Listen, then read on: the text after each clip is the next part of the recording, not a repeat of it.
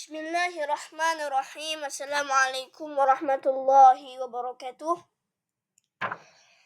Innal hamdalillah nahmaduhu wa nasta'inuhu wa nastaghfiruh wa na'udzu billahi min shururi anfusina wa min sayyiati a'malina.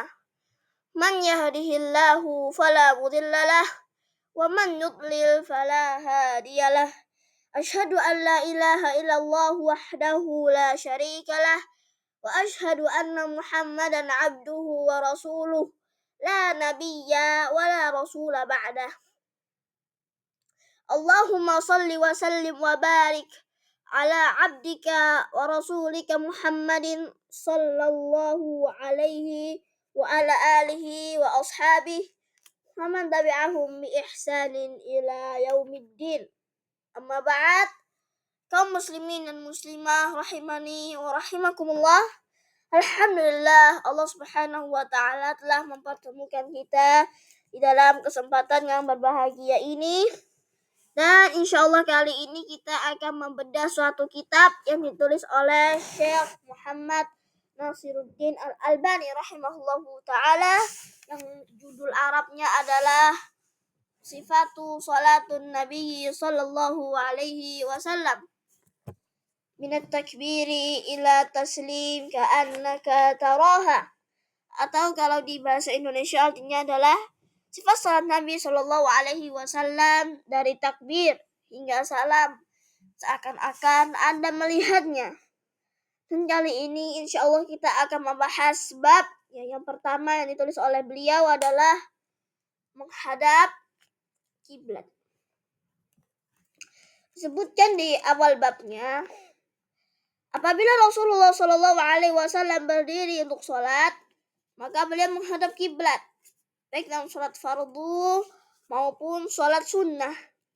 Dan beliau juga memerintahkan hal itu saat bersabda kepada orang yang tidak benar dalam sholatnya.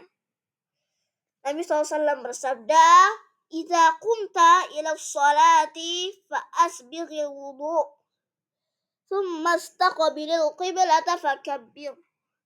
Apabila kamu hendak mendirikan sholat, maka lakukanlah wudu dengan sempurna. Kemudian menghadaplah ke kiblat, lalu bertakbirlah. Diriwayatkan oleh Imam Al-Bukhari dan Muslim serta As-Saraj dan Sahih. Dan di riwayat yang lain ya, Nabi SAW diceritakan ya, karena Nabi SAW fi safari yusallin nawafila ala rahilatihi wa yutir 'alaiha haitsu tawajjahtu bihi syarqan wa gharban. Saat beliau sallallahu alaihi wasallam dalam safar, beliau salat sunnah dan salat witir di atas kendaraan beliau dengan menghadap ke arah mana saja kendaraan itu membawa beliau, ke timur dan ke barat. Ini diriwayatkan oleh Imam Al-Bukhari dan Muslim serta Saraj. Mengenai hal itu turunlah firman Allah Ta'ala, fa aynama tuwallu fa thamma wajhullah. Kemanapun kamu menghadap, di sanalah wajah Allah Subhanahu wa Ta'ala. Dan beliau sallallahu alaihi wasallam bila ingin salat sunnah di atas unta beliau, terkadang beliau juga menghadapkan untanya ke arah kiblat, lalu bertakbir. Kemudian sholat kemanapun kendaraannya berlalu membawa beliau sallallahu alaihi wasallam. Ini diriwayatkan oleh Imam Abu Dawud, Ibnu Hibban dan riwayat-riwayat yang lain. Kemudian di riwayat yang lain disebutkan beliau sallallahu alaihi wasallam rukuk dan sujud di atas kendaraan beliau ya. Dulu kendaraannya onta ya. Beliau rukuk dan sujud di atas kendaraan beliau dengan cara menganggukkan kepala beliau dengan menjadikan gerakan sujud lebih rendah daripada gerakan rukuk. Diriwayatkan oleh Imam Ahmad dan Tirmidzi. Kemudian riwayat yang lain, jika beliau ingin sholat fardu, beliau biasanya turun lalu menghadap ke arah kiblat. Diriwayatkan oleh Imam Bukhari dan Ahmad. Kemudian sedangkan ya ketika sholat khauf, beliau mensyariatkan bagi umat beliau sholat sambil berjalan dan berdiri dengan kaki mereka atau berkendaraan, baik menghadap kiblat atau tidak. Dan ini Allah Subhanahu wa taala sebutkan di dalam Al-Qur'an surat Al-Baqarah ya, surat kedua ayat yang ke-239. Allah Subhanahu wa taala berfirman yang artinya, jika kamu dalam keadaan takut atau bahaya, maka sholatlah sambil berjalan atau berkendaraan. Kemudian apabila kamu telah aman, maka sebutlah Allah, sebagaimana Allah telah mengajarkan kepada kamu apa yang belum kamu ketahui. Disebutkan dalam tafsir Al-Muyassar bahwa artinya adalah apabila kalian khawatir terhadap musuh kalian ya, dalam kondisi genting, maka kerjakanlah sholat khauf dan berjalan atau berkendaraan atau dengan cara bagaimanapun yang kalian sanggupi, walaupun yang sekedar berisyarat atau walaupun menghadap ke arah selain kiblat.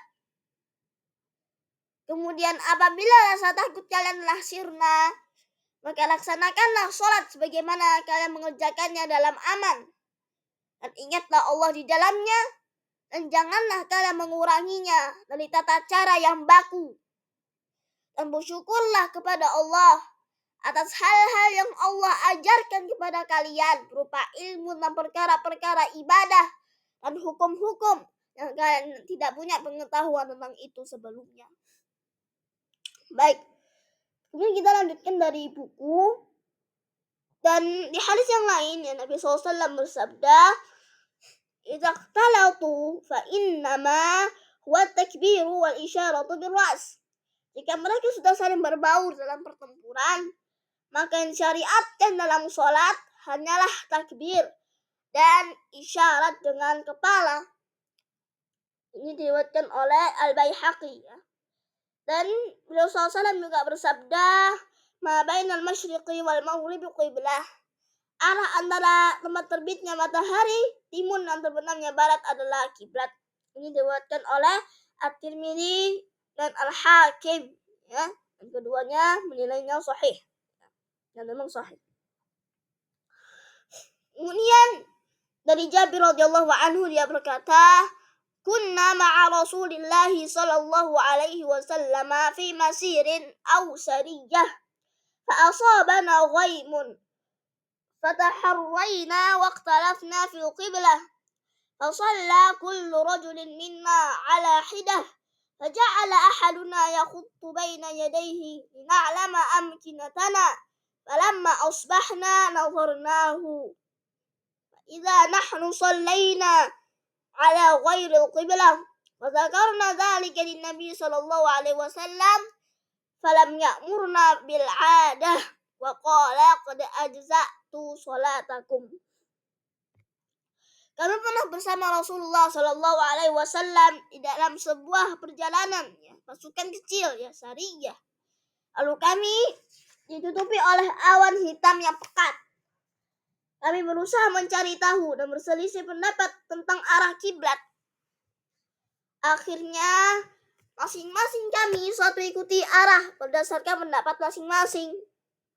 Masing-masing kami juga menggaris di hadapannya agar kami mengetahui tempat masing-masing ya.